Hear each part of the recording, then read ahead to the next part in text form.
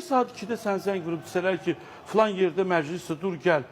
Durub yorğan döşünə gedərsən. Özəl məclislərimiz var ki. Yox, o qabaqcadan danışdığını dedim mən də. Qabaqcadan danışılan məclis olub ki, mən gedib müğənni ilə üçəcən Yox, elə oturmuşam, olub orada ki, bu evdə normaldır. oturmuşam.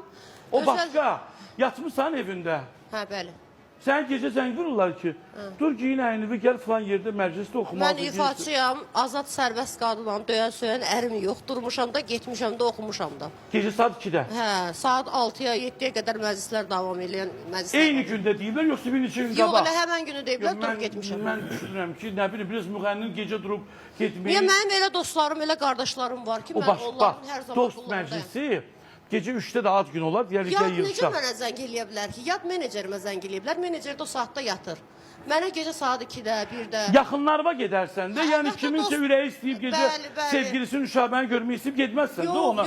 Və mən ona gətirib çıxardım, yad adam, tanımırsan, gecə yığıb ki, sənin bir daha mahnun var, xoşuma gəlir, dur oxu pulu verəcəyəm. Yox, elə bir şey olmuyor, amma çox yaxın dostlarım, qardaşlarım var ki, Allah canlarını sağ eləsin. Gedirsən, yaxın deyirsən, bax, Şəbnəm, gecə 2-də sən zəng vursalar. Xeyr, getmirəm. Ümumiyyətlə, kişi məclislərinə getmirəm. O qadağanı özümə qoymuşam. Və indi Nişabə xanım öz düşüncəsi və artıq o deyir ki, dostlarım var ki, onlar mənim üçün dəyərlidirlər filan. Amma mən getmirəm.